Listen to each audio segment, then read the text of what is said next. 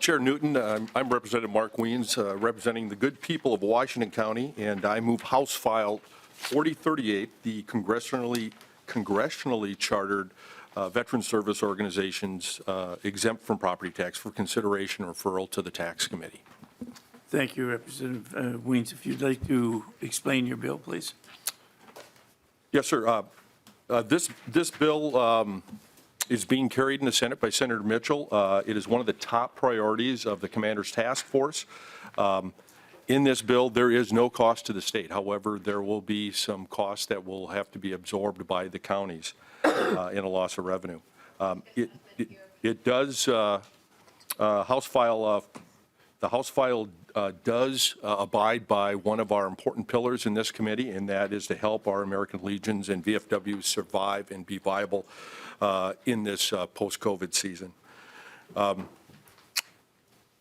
Over the past, I guess, a couple of sessions, this has been a top priority, and the property tax adjustments for these congressionally chartered veteran service organizations has changed from 2% to 1.5% down to 1%, and now we're asking that they be tax exempt at this point. And I would be remiss if I didn't make one historical comment at this time, and if we've got a moment for me to do that, Mr. Chair. Please. Back during World War II, we had a tank company in Brainerd. It was called Bravo Company of 194th Armor. During protective mobilization in 1941, it deployed to the Philippines. It was of several forces that were put on the Philippines. They trained, they were helping the native Filipino troops in preparation for possible hostilities. On December 8th, 1941, so after Pearl Harbor, they were invaded. They fought very fervently for about 4.5 months, and then they were ordered to surrender. Those folks went through the Bataan Death March, which will be celebrated April 9th here in Minnesota. And those that survived the death march went on to camps that were called POW camps, but were much like death camps. Some went on the death ships.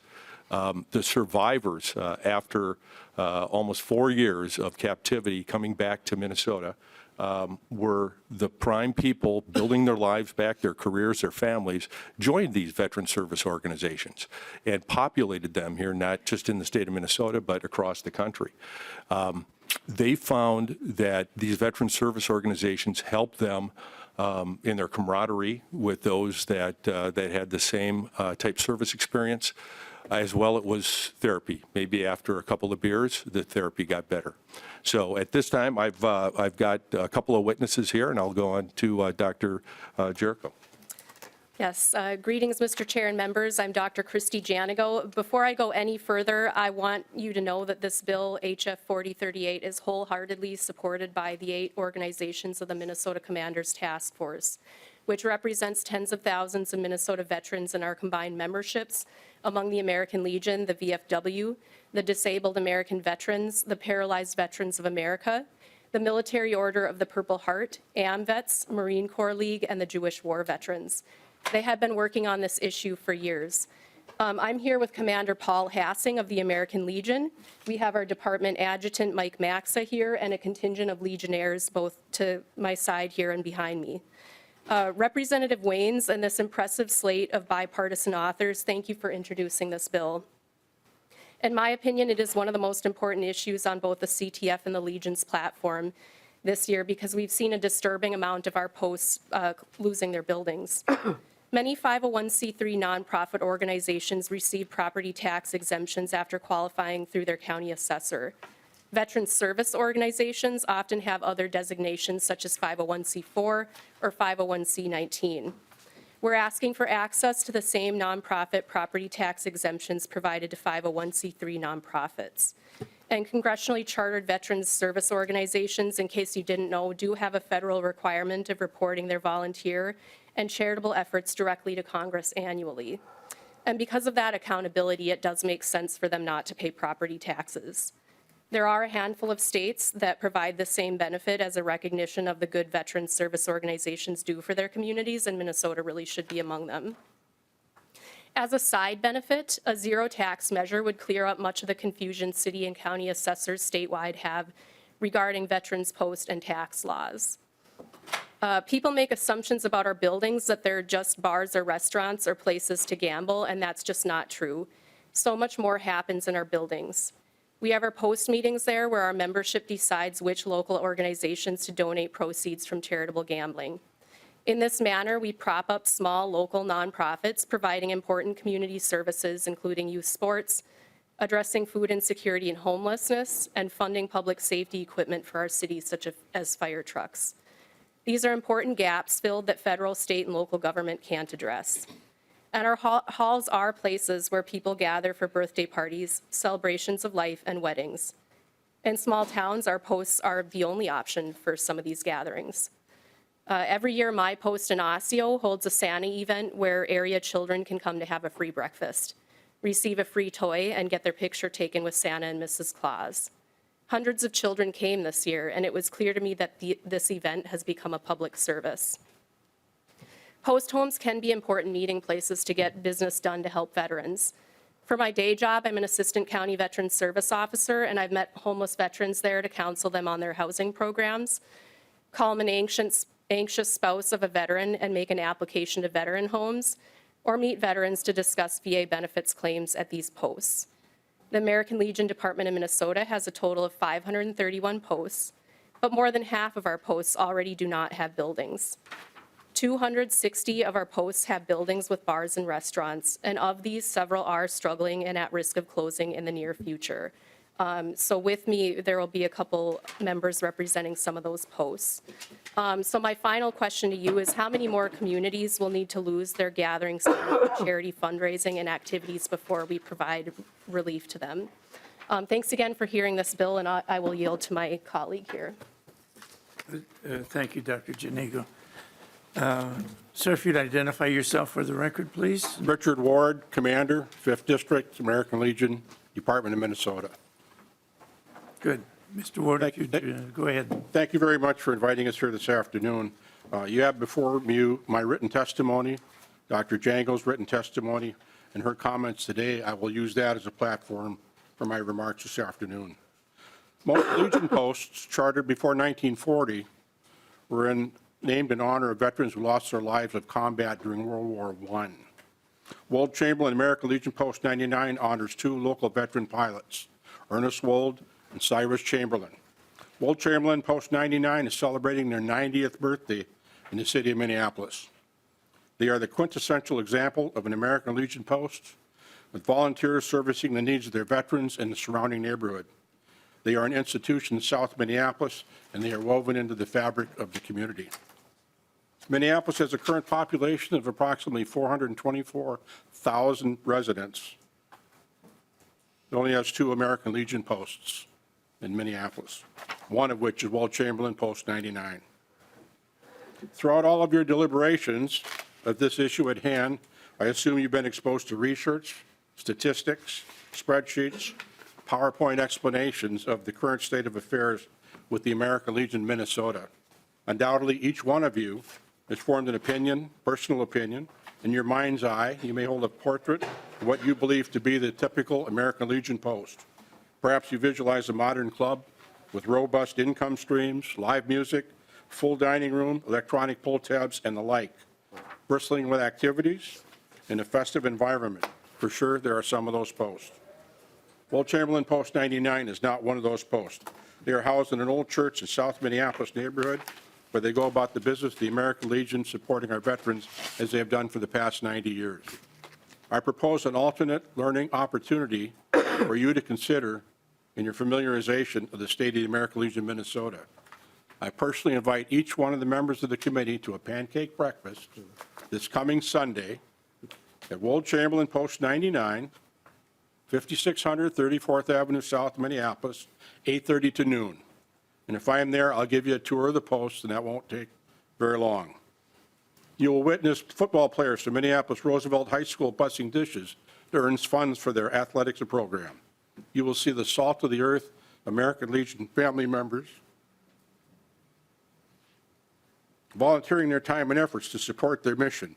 Your meal will be delivered in the basement of an old church, and it may be the most definitive $10 pancake breakfast you'll ever have. Post 99 is very conservative, fiscally frugal, and marshaling their resources, and they've done a fine job in the past 90 years. Reserves were available for contingencies that were not anticipated. Modest income was produced by pancakes, occasional hall rental for families and friends.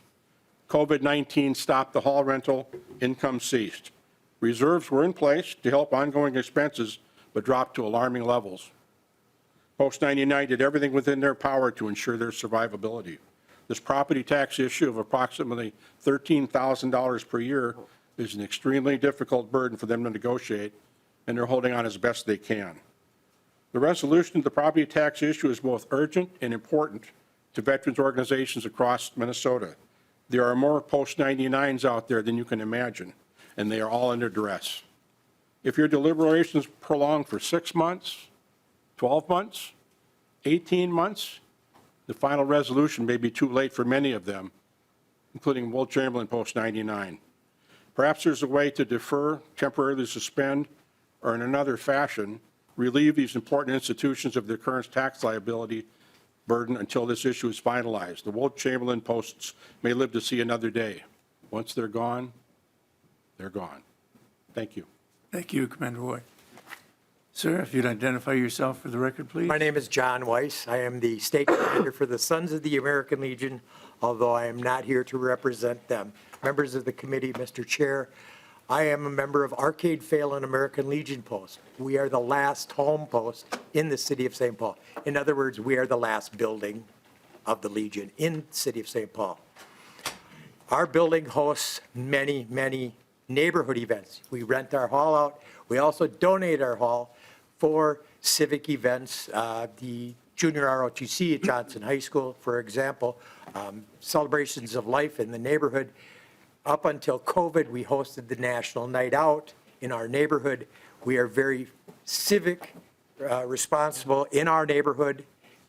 It's a very diverse neighborhood. Our biggest problem is actually keeping the doors open since COVID. Our revenue has decreased quite a bit. Our gambling revenue has gone down, but gambling pays our property taxes. Last year, we paid over $8,000, and if the property tax increases happen that they're moving forward with, we will be over $10,000 a year in property taxes in the city of St. Paul and Ramsey County. This kind of relief would be extraordinary to us. It would help us do more funding for the charities and the programs that we support in the city of St. Paul. We tend to stay a little more local than a lot of posts, some of the bigger ones, but we are very active in our community in many different ways. And we get out the vote drive, we do Veterans Day programs, we do the Memorial Day program, and these things, this property tax relief would help us greatly. Thank you for your time. I appreciate it. Thank you, Mr. White. Is there anyone else who would like to testify to the bill? Seeing none, Representative Wilson. Thank you, Mr. Chair. I just wanted to state for the record how important this is that we reduce the property tax obligation for our veterans' buildings, our legions, and so forth. And I'm really hoping that as this moves into the tax committee, potentially Chair Lizagard would be willing to hear this bill in his committee as well, how vital and important it is to veteran organizations. Chair Lizagard. Thank you. Yeah, this is extremely incredible. I know that there is concerns, $23 million being shifted on to others, but I am definitely willing. It has to go to Chair Gomez to be handed down to me. I will speak with her and ask.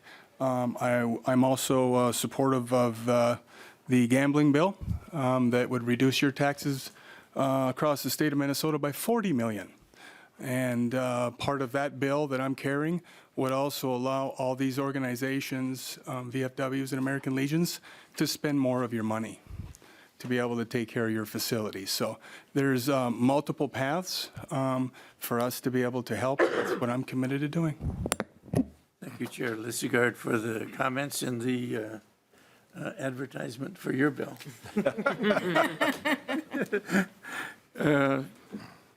Representative Weiss, would you like to wrap this up, please?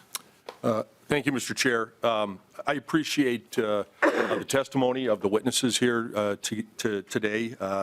As you all understand, the point that we're at, it's one of those tipping points about having those community-based veteran service organizations that are congressionally chartered. I also want to thank, this is a bipartisan bill, not only as a Commander's Task Force bill, bipartisan. Thank you, Mr. Chair, for being a co-author. Thank you, Vice Chair Elkins and Lead Bliss, as well as many of you that are around the table today. We are together in this. Also, a special thanks to Mr. Holquist for helping me prep and getting things lined up. Mr. Chair, fellow committee members, I appreciate your support for HF 4038 and our veterans in every Minnesota community. Thank you. Representative Weiss renews his motion that HF 4038 be referred to the Taxes Committee. All in favor, please signify by saying aye. Aye. Opposed? No, good. That bill is on its way to the Taxes Committee.